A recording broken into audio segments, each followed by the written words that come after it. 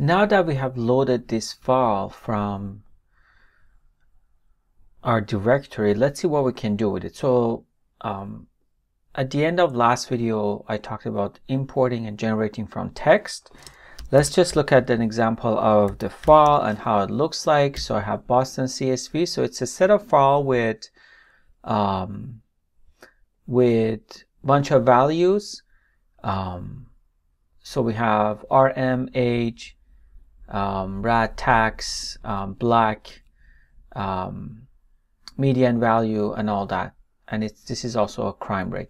So what we're going to do now is, so we generated delimiter. We set up the delimiter, which was when it's CSV, it's comma, and names is true basically means if the first row is going to have the labels or name of the columns. When we say true, means that the first one does have it. So now let's load it. So when so now if I'm printing D1, let's just call D1. So if I'm printing D1 now, I see that our data set is now loaded in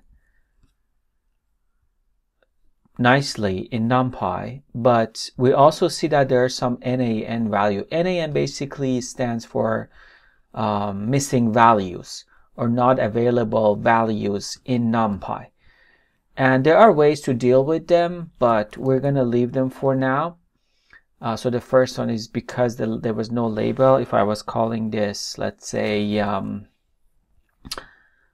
if I was calling is value, I have to replace this. If I was calling this, let's say, ID, and I'm going to save this, and I'm going to load this data again here. So we're loading it, and then we're calling it.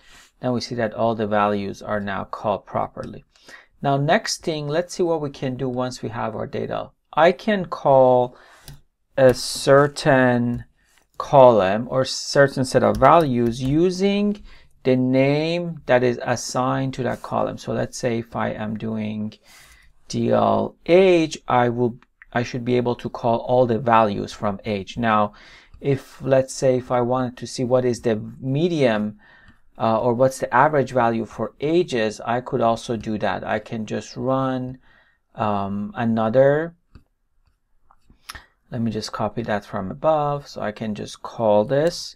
And what I'm going to say is now give me numpy mean and then mean of the values that we had this month. So this will give me all the average values in an array. So essentially with one line of code, I should be able to get the values out. And if I wanted to see, let's say, if I wanted to get these values rounded, I can just round these values using numpy.round, and I'll put the rest into parentheses. And in numpy round, what you do is that you can round the numbers, but you need to specify the decimal value. So 1 is the value, so this is the value, and I'm going to say round it up to 2, and I see that I will get the value. So essentially, again, this is going to be very easy. Let's look at some other values that we had in here. So we had, if I'm calling my file again, so we have, for instance, bunch of values in the median value. Okay, so what we can do is we can calculate the sum of the elements in my array. So I'm going to create a new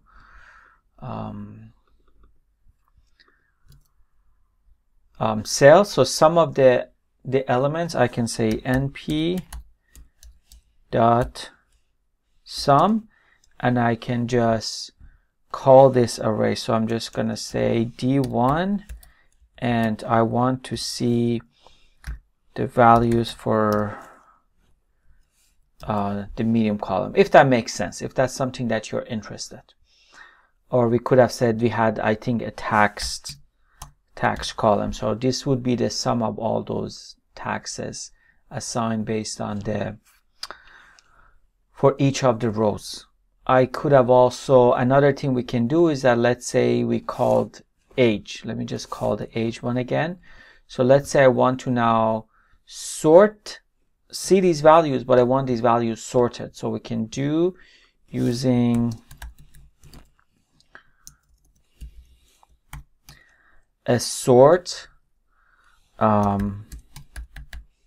function. So what we do is that we can just basically say np sort and give me the column age, and this will have all of those values now sorted. So if we can quickly see that, for instance, in this database we have age for whatever that's assigned, starting from 2.1 all the way to 100. If I was interested to see what are the unique values, we see that there's a lot of, for instance, repetition values in here. I could use another Numpy function called unique. Let me just run that again. So we have unique values. So we can say np and np unique. And here np unique, we can just essentially just copy paste the same. So if I'm interested in age, now I will have all the values that are not repeated. So for instance, we see that we have a lot of 100 here. So these are all the repeated values. Or let's look at another column. For instance, in RAD, we see that we have a bunch of values, and we want to see what are the values that are in there. So I can just run another code, and I can just replace this with RAD. And we see that we have value 1, 2, 3, 4, 5, 6, 7, 8, and we also have 24. 24 might stand for instance, certain values, or maybe if we had missing values, we assign them to 24.